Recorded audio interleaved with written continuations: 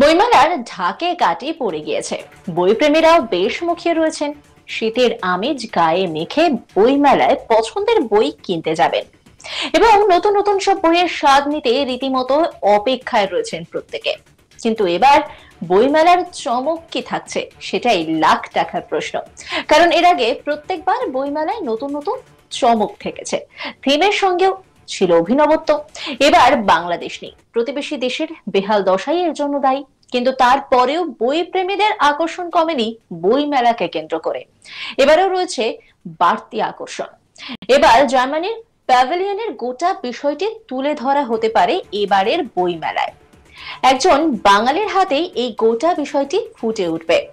আরো রয়েছে নতুন নতুন বেশ কিছু আধুনিক ছোঁয়াও।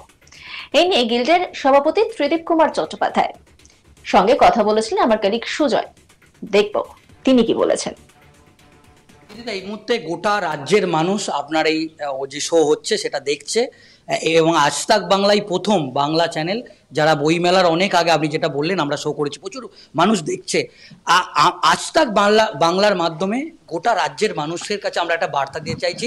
এবারের বইমেলা 2024-এর যে বইমেলা, এবার 2025-এর যে বইমেলায় কি চমক থাকছে, এবং বইপ্রেমীদের জন্যে আপনারা এবারে বইমেলাটাকে কত একেবারে এক্সক্লুসিভলি আপনি আমাদের মাধ্যম দিয়ে গোটা রাজ্যের মানুষের কাছে যদি বার্তাটা দেন যে এবারে কি বিশেষ চমক থাকছে, কিরকম কি সাজাচ্ছেন, যদি পুরো যে আপনার যে রোডম্যাপ, যে পরিকল্পনা, যেটা প্রত্যেক বছর আপনি খুব প্ল্যানিং করে খুব সূক্ষ্মভাবে এত মানুষের সমাগম হয় সেটাকে সফলভাবে শেষ করেন, মানে সেটাই আপনারা যদি আপনি যদি একটু তুলে ধরেন। দেখুন, ব্যাপারটা হচ্ছে এখনো আমাদের 2 মাস 10 দিন বাকি। আমরা চেষ্টা করছি যেটা করার, সেটা হচ্ছে এবারের জার্মানির যে প্যাভিলিয়নটা, এটা একজন বাঙালি আর্কিটেক্ট করছেন, খুব ইন্টারেস্টিং। সেই বাঙালি অনুপমা কুণ্ডু, তিনি জন্মেছেন কলকাতায়, বড় হয়েছেন বম্বেতে, ব্যবসা করেছেন পন্ডিচেরিতে, এখন থাকেন জার্মানিতে। তো এই একজন বিশ্ব বাঙালি অনুপমা কুণ্ডু, তিনি এই জার্মানির প্যাভিলিয়নটা করছেন, নাম্বার 1। নাম্বার 2 হচ্ছে প্রত্যেকটি স্টল এবার আরও নতুন করে সেজে উঠছে। আমাদের বিভিন্ন রকম পরিকল্পনা আছে যাতে মানুষ সহজে স্টলে যেতে পারে। একটা বিশেষ অ্যাপের কথা আমরা ভাবছি। এইগুলো আমাদের আগামী দিনে হবে, কারণ আমরা যদি আজকে সবটা বলে দিই, এরপরে 2 মাসের পরে তো আমাদের এরপরে প্রেস কনফারেন্স করতে হবে, এবং সেখানে নতুন নতুন বিষয়গুলো যেগুলো আমরা করতে চলেছি সেগুলো বলতে হবে। তবুও আমি এক্সক্লুসিভ যেটা বললাম সেটা হচ্ছে এই আর্কিটেক্ট, একজন বাঙালি জার্মান আর্কিটেক্ট, পন্ডিচেরি ফরাসি কানেকশানও আছে, বম্বের কানেকশানও আছে। তার মাধ্যমে জার্মান প্যাভিলিয়নটা তৈরি হচ্ছে। জার্মানির একটা বিশাল ডেলিগেশন আসছে, যারা গান করবে, যারা নৃত্য করবে, যারা কবিতা পড়বে, যারা গল্প পড়বে, তারা থাকছে। আর তাছাড়া বিভিন্ন দেশের প্যাভিলিয়নগুলো এবার আরও সুন্দর হচ্ছে, এবং আমেরিকান বেশ কিছু পোয়েট, কবি এবারের বইমেলা আসছেন। তো এই সব মিলিয়ে আশা করা যায় যে 28শে জানুয়ারি যে বইমেলা শুরু হচ্ছে, যেটা চলবে 9ই ফেব্রুয়ারি পর্যন্ত, সেটা এই যাবৎকালে শ্রেষ্ঠ বইমেলা করার আমরা চেষ্টা করব। হাসিনা সরকারের পতনের পর থেকে অশান্ত বাংলাদেশ, এবার সেই ঝড়ের প্রভাব কলকাতা আন্তর্জাতিক বই মেলাতেও পড়তে চলেছে। এবারের মেলায় বাংলাদেশের প্যাভিলিয়ন থাকা ঘিরে সংশয় তৈরি হয়েছে। 48 বছরের মেলার ইতিহাসে প্রথমবার প্রতি বছরের মতো অংশগ্রহণ করেছে great Britain, America, France, Italy, Spain, Peru, Argentina, Colombia এবং লাতিন আমেরিকার মতো অন্যান্য দেশ। কিন্তু এই তালিকায় নাম নেই বাংলাদেশের, যা বেশ তাৎপর্যপূর্ণ। এই বিষয়ে পাবলিশার্স অ্যান্ড গিল্ডের সভাপতি ত্রিদীপ কুমার চট্টোপাধ্যায় আজ তাক বাংলার মুখোমুখি হন। তিনি আমাদের স্পষ্টত জানান যে উদ্ভূত রাজনৈতিক পরিস্থিতিতে এই বিষয়ে আমরা সরকারের মুখাপেক্ষী, তারা যা সিদ্ধান্ত নেবে তাই মেনে পদক্ষেপ করা হবে। কি বলেছেন তিনি, শোনাব আপনাদের। রাজনৈতিক যে কারণ আমরা দেখেছি এই মুহূর্তে বাংলাদেশের যে আপৎকালীন সরকার এই মুহূর্তে, তো এই যে রাজনৈতিক যে কারণ, সেই কারণে কি এই সমস্যাটা দেখা দিল? সেটা তো আমার থেকে আপনারা ভালো বোঝেন। আমি তো বলতে চাইছি জিও পলিটিক্যাল সিচুয়েশন, যে দুটো দেশের সম্পর্ক, দুটো দেশের রাজনৈতিক পরিস্থিতি, সমস্ত যে টানাপোড়েন চারিদিকে রয়েছে, ফলে আমরা হচ্ছি ইন্টারন্যাশনাল পাবলিশার্স অ্যাসোসিয়েশনের সদস্য, এবং আমরা ইন্টারন্যাশনাল কলকাতা বুক ফেয়ার করি with the support of government. কারণ গভর্নমেন্টের সাপোর্ট ছাড়া হয় না, সেখানে ল অ্যান্ড অর্ডার আছে, অনেকগুলো সমস্যা আমাদের সরকারের মুখপ্রার্থী হয়ে থাকি আমরা, এবং সরকার সর্বতোভাবে সাহায্য করেন।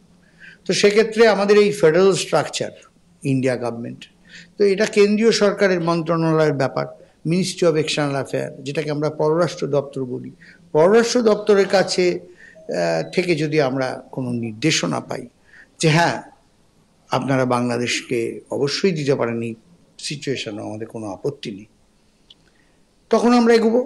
কিন্তু এই মুহূর্তে আমাদের কাছে কোনো, আমরা পুরো ব্ল্যাঙ্ক, মানে একদম ফাঁকা হয়ে আছি, আমরা বুঝতে পারছি না যে কি করা উচিত। এই যে কলকাতা আন্তর্জাতিক বইমেলা, একটা তার পরিচিতি যেরকম ব্যাপ্তি, অন্যান্য বিভিন্ন দেশ থেকে বিভিন্ন প্যাভিলিয়ন বা তাদের কিন্তু বুক স্টল থাকে।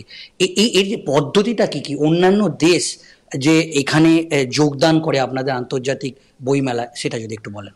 দেখুন, আমি আপনাকে খোলাখুলি বলছি, যদি আজকে আমাদের কোনো রকম, যেসব দেশের সঙ্গে আমাদের সমস্যা রয়েছে আমাদের দেশের, তারা যখন অ্যাপ্লিকেশন করে আমাদের সরকারের কাছ থেকে অনুমতি নিতে হয়। যেসব দেশের সঙ্গে ভারত সরকারের কোথাও কোনো সমস্যা রয়েছে, আর যেসব দেশের সঙ্গে কোনো সমস্যা নেই, তাদের যে লিটারেরি উইং বা কালচারাল উইং, যেমন এবারে আপনারা জানেন যে জার্মানি এবারে 48 বছরের ইতিহাসে গেটে ম্যাক্স মুলারের দেশ জার্মানি, বেকেনবাওয়ারের দেশ জার্মানি, ফুটবল এবং সাহিত্য সংস্কৃতির পীঠস্থান, আবার হিটলারেরও দেশ জার্মানি, সে জার্মানি এবার আমাদের ফোকাল থিম কান্ট্রি। এছাড়াও great Britain, USA, France, Italy, Latin American country, Spain, European countries, Colombia, Argentina, এরা সবাই পার্টিসিপেট করছে, সেগুলো আমরা জেনেও গেছি। প্রশ্ন হচ্ছে, আমরা তখনই হোঁচট খাই যখন দেখি যে কোনো একটা সমস্যা হয়েছে।